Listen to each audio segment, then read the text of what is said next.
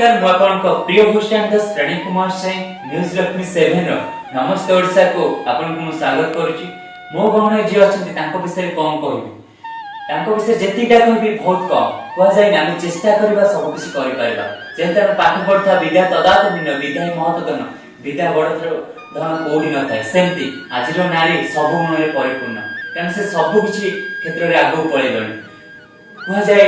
लक्ष्मी मां जेंति घरे थांती जेंति भारत मां जेंति थाए सेमति गोटे नारी सब गुण परिपूर्ण से घरे निज कर्म क्षेत्र को जानती घर सब दायित्व नै थांती आ निज पिला मान को मनुष्य करथांती आ समाज पय भी किछि करथांती सेमति जने नारी अछंती बहुत ऊपर बहुत कहले माने जेति कहले बहुत कम। मैडम को सहित तो आमे किछि समय अतिबाहित करिया पे आसी पहुंचेछु। मैडम को विषय तांको विषय किछि जानिबा आ मैडम को कहिबा आगु आगु कोन सब पदक्षेप आगु आगु कोन सब करिया पे जाउछंती।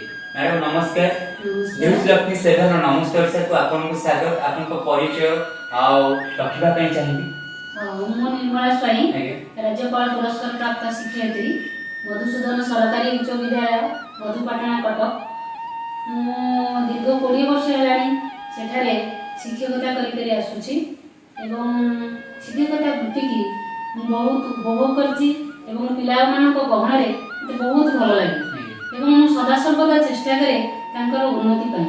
तत्संगे मु लेखा लेखि टिके भल पाए जाफल मो कविता एमती मोर केतोटी बही मध्य प्रकाशित होईची। तत्संगे पिला मानकर उन्नति पाई मु कॉम्पिटिटिव होई सरल गणित एमती किछि बही मध्य मोर पब्लिश हेछि। तेणु मु चाहूची आमे समस्ते जदि कर्ममय होबा निज समय को ठीक ठीक भाव रे अतिबाहित करिबा ताले जीवन रे केबे कथा नै गोटे समय जेंति हम घंटाडा चले से पिला मनुष्य होई थाए जेतर घंटा सहित दे ताळ दे चली थाए सेमति कारण आमे ते मैजिक देन आम भीतर थाए देन से व्यक्तिटा केबे केते से सफल करछि केते लगौछि ना विषय हम जो यूथ माने छन ताको कोन कहया पई चाहिबे। मु कहबी जे मानव जीवन नुई केवल वर्ष मास दिन दंड कर्मे जी नर कर्म एकातार जीवन रो मानदंड। एई जो हमर पदेंसटी सबु बेले मो कर्णगहर रे जंती धूम बचाई बाजे आ मु भाबे सेते बेले जे एई एहा मोर श्रेय आ ध्येय होबा उचित कारण एहा को नै मते आगु को आगेबार अछि। कारण आमे जदि कर्म थार दूरे जिबा ताहले भगवान असंतुष्ट होबे मु एहा फील करे। कारण भगवान जदि आमे भगवान को हमर जदि विश्वास करे जे किछि भी समय हो ताको आमे नष्ट करबेनी कारण time and tide waste for no समय और स्रोत कहा भी अपेक्षा करेनी से तार आपण देखिथिबे समय आपण चाहउछन्ती को एई समय भीतर एती काम करिबो किंतु सेति कि जदि न करिथिबे भी समय आपण को अपेक्षा करिबोनी से तार ता बाटरे चली जबो। तेणु प्रथमे हमको स्थिर करियो पड़िबो प्रथमे हमर चिंताधारा को बदलाइयो पड़िबो। आजिर युव समाज जो प्रकार निज समय को अपव्यय करछन्ती सेति पई सेमाने ही दायी। बापा मां माने जन्म दियंती सेमान को बड़ होबार स्वप्न देखांती तेणु सेही स्वप्न को नै जदि सेमाने न चलिबे ताले कहार किछि कहिबार नै सेटा संपूर्ण रूपे तांको पर निर्भर करछ। तेणु हमको आगे को हेले सचोटतार सहित समयर ठीक उपयोगर सहित आगु को आगे को पड़िबा। एटा आपको सफलता पछे कहार विषय हाते होई जेतल छुआटी पड़ो आज जे अवश्य बापा मां कथे आपन काहा को देखि एतडो जाइछन। मु सबु बेले आगु को चले केते बेले मो बापान कथा मन पड़े जे बो मोर जे थिले तांको कथा मन पड़े से मते गोटिए कथा कहंती मते से निमि डाकंती बहुत स्नेह रे त कहंती निमि बे तू जहा करे जेमिति मो नाटा आगु को जाय पछु को न जाय से गोटिए कथा को मो ध्येय करी आज पर्यंत चली जे ना मो बापा मान कर ना आगु को जीवो। मो बापा वर्तमान स्वर्गवासी कार्तिक चंद्र स्वाई माता मध्य स्वर्गवासी से चंपावती स्वाई से दुई जनकर कथा मु प्रति पदक्षेप मानि था जे आमे हम बापा ए कहथिले आमे आगु बोले किछि अघटन घटिबा पूर्व आमे सतर्क होबा उचित एवं समय को आमे एमिति उपयोग करबा टिके भी नष्ट करबानी ता माने नै जे आमे मजा मजलिस करबानी से कथा नै किंतु जेते बेले जहा करबा कथा मो चिंताधारा होची जेते बेले जहा करबा कथा सेते बेले सेया कर जदि सेते बेले सेया करबो ताहाले निश्चय तुम आगु जीवो। ए होची मोर चिंताधारा एवं बापा मानकर प्रेरणा एवं विवाह परे निजर शाशु एवं स्वामी प्रेरणा रे मु आगु को मारी चलछि एवं भगवान को दयालु दुई जन पिला मध्य ମୋର ଅନୁଗାମୀ ହୋଇ ଚାଲିଛନ୍ତି। ସେମାନେ ମଧ୍ୟ ପଛକୁ କେବେ ଫେରି ଚାହିଁବାର ମୁଁ ଦେଖିନି। ମୁଁ ବି ଚିନ୍ତା କରୁଛି ମୁଁ କେବେ ପଛକୁ ଫେରି ଚାହିଁବିନି ଏବଂ ଆଗକୁ ଆଗକୁ ଚାଲିବି, କାରଣ ମଣିଷ ଜୀବନ କେତେବେଳେ ଚାଲିଯିବ କେହି ଜାଣିନାହାନ୍ତି। କିନ୍ତୁ ଆମେ ଯଦି କିଛି ଭଲ କର୍ମ କରିଥିବା ତାହେଲେ ଲୋକମାନେ ଆମକୁ ମନେ ପକାଇବେ, ଯଦି ଖରାପ କର୍ମ କରିଥିବା ତାହେଲେ ଆମକୁ କେହି ମନେ ପକାଇବେନି। ସେମାନେ ଚିନ୍ତା କରିବେ ଏ ଆଉ ଟିକେ ଆଗକୁ ଯାଇଥିଲେ ଭଲ ହେଇଥାନ୍ତା। ଏଇ ଚିନ୍ତାଧାରା ସବୁବେଳେ ମୋର ମନ ମସ୍ତିଷ୍କରେ ଚାଲେ। ନା ନା, ମୁଁ ଏମିତି କାମ କରିବି ଯେଉଁଥିରେ ମୋତେ କିଏ ପଦଟେ କହିବନି। ତେଣୁ ସେଇ ଚିନ୍ତାଧାରା ଆମର ଯାହାର ମୁଁ ହାତ ଧରିଛି ସେ ମଣିଷଟିର ବା ମ୍ୟାଡାମ ଆପଣ ତ ଅନେକ ସାରା କବିତା ଆପଣ ଯେହେତୁ ଲେଖି ସାରିଛନ୍ତି, ଅନେକ ବହିରେ ବାହାରି ସାରିଛି। ଆମ ଦର୍ଶକ ବନ୍ଧୁ ମାନେ କିଛିଟା କବିତା ଆପଣଙ୍କର ଶୁଣାଇବା ପାଇଁ ଅନୁରୋଧ। ହଁ, ନିଶ୍ଚୟ ଶୁଣାଇବି। ଆଜ୍ଞା। ମୋର ଗୋଟେ ଶିଶୁ କବିତା ମୁଁ ଆପଣଙ୍କୁ ଶୁଣାଇବି। ତେବେ ଶୁଣିମା। ମୁଁ ତୁମ ଭିତରୁ ଜଣେ। କବିତାର ଶୀର୍ଷକ ମୁଁ ତୁମ ଭିତରୁ ଜଣେ। ପିତାମାତା ଦେଲେ ଜନମ ସିନା, କର୍ମ ଅଟେ ମୋ ଘର। ତାଙ୍କ ସୁବାସିସେ ଜୀବନ ନୌକା, ସୁଖରେ ହୋଇବ ପାର, ସୁଖରେ ହୋଇବ ପାର। କି ଭାବି ବିଧାତା ଗଢ଼ିଲେ ମୋତେ, କି ଭାବି ବିଧାତା ଗଢ଼ିଲେ ମୋତେ, ଭିନ୍ନତା ଦେଲେ ଭରି। ମଙ୍ଗଳମୟ ସେ ଇଚ୍ଛା ତାଙ୍କର, ଜୀବିନି ପୂର୍ଣ୍ଣ କରି, ଜୀବିନି ପୂର୍ଣ୍ଣ କରି। ମୋତେ ଭାବ ନାହିଁ ଭିନ୍ନ କ୍ଷମଟିଏ, ମୋତେ ଭାବ ନାହିଁ ଭିନ୍ନ କ୍ଷମଟିଏ।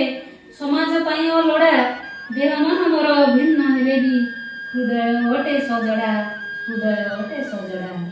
ସ୍ନେହ ପ୍ରେମ ପ୍ରୀତି ଭକ୍ତି ବନ୍ଧୁତା, ସ୍ନେହ ପ୍ରେମ ପ୍ରୀତି ଭକ୍ତି ବନ୍ଧୁତା, ସବୁ ଭାବ ଅଛି ଭରି। ସହିପାରେ ନା ମୁଁ କାହା ଆଖିରୁ ଯେବେ, ଲୁହ ଟୋପେ ଯାଏ ଝରି, ଲୁହ ଟୋପେ ଯାଏ ଝରି। କବି କଳାକାର ଶିଳ୍ପୀ ଡାକତର, କବି କଳାକାର ଶିଳ୍ପୀ ଡାକତର, ନେତା ଶ୍ରମଜୀବୀ ମୁହିଁ। ମୋ କରମ ବଳେ ସଜାଇବି ଦେଶ, ପ୍ରାଣ ଦେବି ଜାତି ପାଇଁ, ପ୍ରାଣ ଦେବି ଜାତି ପାଇଁ। ମୋତେ ଦିଅ ଟିକେ ବନ୍ଧୁତାର ହାତ, ମୋତେ ଦିଅ ଟିକେ ବନ୍ଧୁତାର ହାତ, ଲଙ୍ଘିବି ଶୈଳ ସାଗର। ଦୁନିଆ କହିବ, ଦୁନିଆ କହିବ ମନ ମୋର ବଡ଼, ରୂପଟା ସିନା ଅସାର, ରୂପଟି ସିନା ଅସାର। କାମନା ବାସନା ଭାବନା ଭରିଛି, କାମନା ବାସନା ଭାବନା ଭରିଛି। ମୋର ଏଇଟିକି ମନେ, ଭିନ୍ନ ବୋଲି ମୋତେ ଭାବ ନାହିଁ ପର। ମୁଁ ତୁମ ଭିତରୁ ଜଣେ, ମୁଁ ତୁମ ଭିତରୁ ଜଣେ, ମୁଁ ତୁମ ଭିତରୁ ଜଣେ। ଅତି ସୁନ୍ଦର କବିତାଟି ଥିଲା। ଆପଣ ତ ଅନେକ ସାରା ପୁରସ୍କାର ପାଇଛନ୍ତି। ଆମ ଦର୍ଶକ ବନ୍ଧୁ ମାନଙ୍କୁ ଆପଣଙ୍କର ଯୋଉ କୋଉ ସବୁ ପୁରସ୍କାର ପାଇଛନ୍ତି ପ୍ଲିଜ କହିବେ। ମୁଁ କହିବି ମୁଁ ଅନେକ ପୁରସ୍କାର ପାଇଛି। ତେବେ ମୁଁ କହିବାକୁ ଚାହୁଁଛି ଯେ ଆମ ଯୋଉ ଜଣେ ଶିକ୍ଷୟିତ୍ରୀ, ସେଥିପାଇଁ ଆମର ବିଦ୍ୟାଳୟ ଗଣଶିକ୍ଷା ବିଭାଗ ତରଫରୁ ମୋତେ ରାଜ୍ୟପାଳ ପୁରସ୍କାର ଦିଆଯାଇଛି। 2016 ମସିହାରେ ମୁଁ ରାଜ୍ୟପାଳ ପୁରସ୍କାର ପାଇଥିଲି। ଆଉ ତା ପୂର୍ବରୁ ଆମର କମ୍ପ୍ୟୁଟରରେ କାର୍ଡ ଟିଚର ଆୱାର୍ଡ ମଧ୍ୟ ପାଇସାରିଛି। ଆଉ ଏମିତି ଅନେକ ପୁରସ୍କାର, ଯେମିତି ଆମର କବିଶ୍ରୀ ଲେଖିକା ପାଇଁକା କବିଶ୍ରୀ ପୁରସ୍କାର ପାଇଛି। ତାପରେ ସମାଜ ସେବା ପାଇଁ ପାଇଛି। ଏମିତି ଅନେକ ସାରା ପୁରସ୍କାର ପାଇଛନ୍ତି। ମ୍ୟାଡାମ ଏବେ ଯୋଉ ଦେଖୁଥିବେ ନାରୀ ମାନେ ଆସୁଛନ୍ତି, ତାଙ୍କୁ ଆପଣ କି ମେସେଜ ଦେବା ପାଇଁ ଚାହିଁବେ?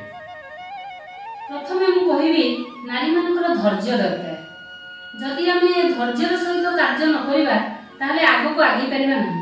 କାରଣ ସବୁବେଳେ ଯଦି ଆମେ ଚିଡ଼ଚିଡ଼ା ଓ ଅଲଗା ପ୍ରକାର ମନୋବୃତ୍ତି ନେଇ ଚାଲିବା ତାହେଲେ ଦେଶ ଆଉ ଜାତିର ଉନ୍ନତି ହେଇପାରିବ ନାହିଁ।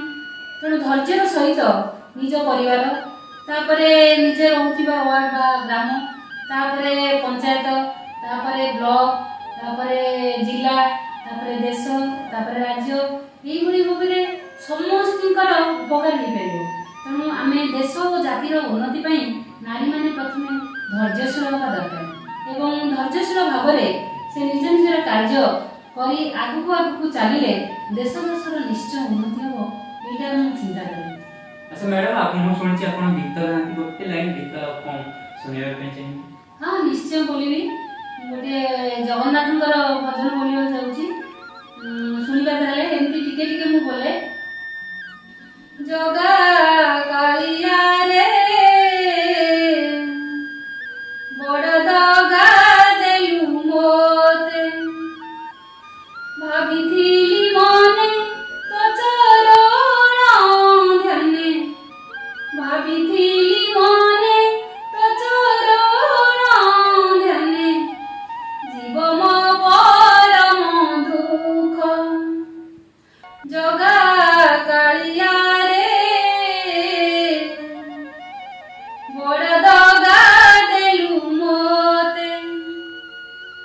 खटी खटी दिन मेटी गला पुण खटी खटी दिन मेटी गला पुण पेटरू ना तुटे भोक जगा कालिया रे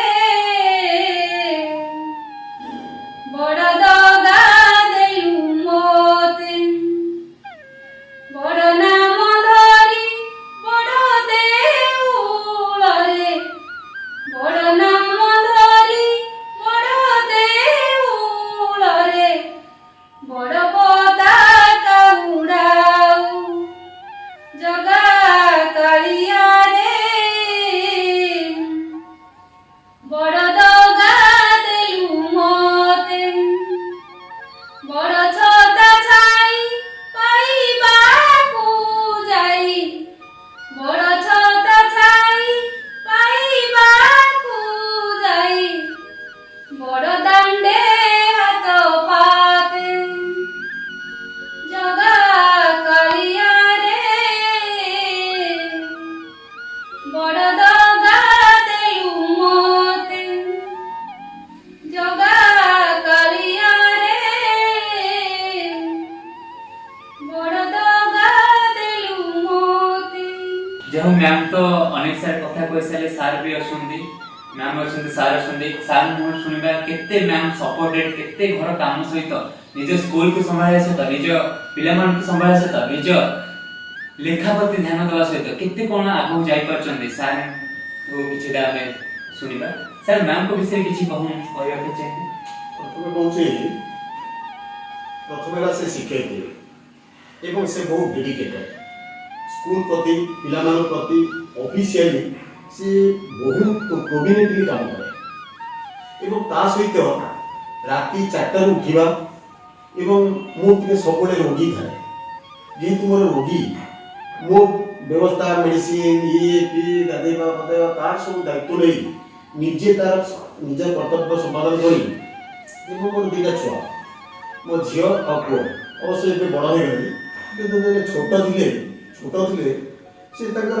କେୟାର ନିଏ ଏଭଳି କେୟାର ନିଏ ଏବଂ ତା କେୟାର ଛାଡ଼ିକି ଇନ୍ ଟାଇମ୍ରେ ଯାଇ ସ୍କୁଲରେ ପହଞ୍ଚେ ଏବଂ ସେ କହେ ମୋର ଡ୍ୟୁଟି ଇଜ୍ ଗଡ୍ ଡ୍ୟୁଟିଟା ହେଉଛି ପ୍ରଥମ କର୍ତ୍ତବ୍ୟ ଏବଂ ଆଉ ଗୋଟେ ଭଲ ଗୁଣ ତାର I am proud of you କ'ଣ ପାଇଁ ନା ମୁଁ ଟିକେ ରାଗିଯାଏ ବେଳେବେଳେ ମୁଁ ଟିକେ ରାଗିଯାଏ କିନ୍ତୁ ସେ କ'ଣ କରିବ ହସିଦେବ ପୁଣି 2 ମିନିଟ୍ ଯୋଉ କଥା ସେଇ କଥା ଆମ ନର୍ମାଲ ପୁଣି ଆସିଯିବ ଏବଂ ମୁଁ ତାପରେ ଆଉ ବେଶୀ ରାଗି ପାରେ ନା ଇଏ କରିପାରେ ନା ଆଉ ଗୋଟେ ତାର ବଡ଼ କ୍ୱାଲିଟି ହେଉଛି ସେ କ'ଣ କରେ ଦରମା ଆଜିକାଲି କ'ଣ କରୁଛନ୍ତି ସମସ୍ତେ ସ୍ତ୍ରୀମାନେ କ'ଣ କରୁଛନ୍ତି ସ୍ୱାମୀକୁ ଆଭଏଡ୍ କରିକି ଇଏ କରନ୍ତି କିନ୍ତୁ ଇଏ କ'ଣ କରୁଛି ଯଦି ଦରମା ପାଏ ଜାଣିଛି ମୁଁ ଏତିକି ପାଉଛି କିନ୍ତୁ ସେ କୋଉଦିନ ଏଟିଏମ୍ ଧରିନି କି ଏଟିଏମ୍ ବଜାରକୁ ଯାଇନି ଏବଂ ଯାହା କିଛି ହୁଏ ମୁଁ ଯାହା ରୋଜଗାର କରେ ବା ସିଏ ଯାହା ରୋଜଗାର କରେ ଆମେ ଗୋଟିଏ ଜାଗାରେ ଗୋଟିଏ ଲକର ଭିତରେ ଆମର ପଇସାଟି ଥାଏ ଏବଂ ଯାହା କିଛି ହୁଏ ଛୋଟ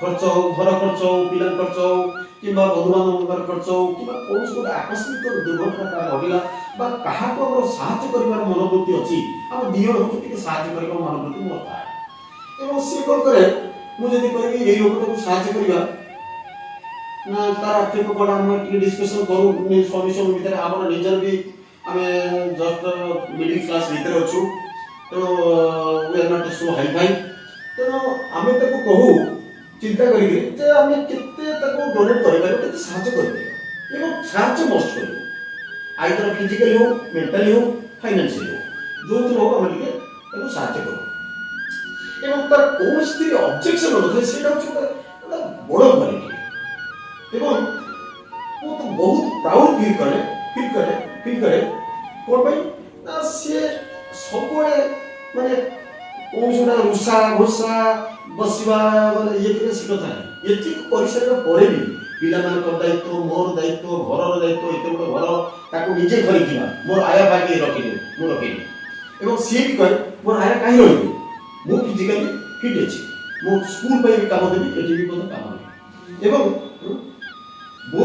ମୋର ବୋଉ ଏବେ ଜଷ୍ଟ ଗଲେ ମାନେ 103 ବର୍ଷରେ ବୋଉ ଗଲା ଏବଂ ସେ ସବୁବେଳେ ଚାହେଁ ମୋ ବୋଉଟି ତାକୁ କେମିତି ସେବା ପାଇବି ଆଉ ଯେଉଁ ସେବା ସମସ୍ତେ ଜାଣିଛନ୍ତି, ମୋର ଏଠି ପଡ଼ିଶା ମାନେ ସମସ୍ତେ ଜାଣିଛନ୍ତି ଇଏ ତାର ସେବା କ'ଣ କରିବ, ରାତିରୁ ଉଠିକିରି ତାର ଯେଉଁ ଘା ହେଇଥିବ, ଯେଉଁ ଦୁର୍ଗନ୍ଧ ବାହାରୁଥିବ, ତାର ଯେଉଁ ଘାରୁ ଇଏ ବାହାରିଥିବ, ମୁଁ ପୁଅ ହିସାବରେ ଏଠି ଯାଏ ନା, ମୋତେ ଖରାପ ଲାଗୁଥିବ, ସିଏ କିନ୍ତୁ ମାସ୍କ ଭିଡ଼ି ମୋ ଝିଅ ତାକୁ ସପୋର୍ଟ କରେ, ଯଦି ନାତୁଣୀ ସିଏ ତାକୁ ସପୋର୍ଟ କରେ ଏବଂ ଦି ଜଣ ମିଶିକିରି ତାକୁ ପୁରା ନିଟ୍ ଆଣ୍ଡ କ୍ଲିନ୍ କରିଥିବେ, ଇଏ ପକେଇଥିବେ ମାନେ ରୁମ୍ ଫ୍ରେଶନର ପକେଇକି ଟ୍ରିଟମେଣ୍ଟ କରି ରଖିଦେବେ।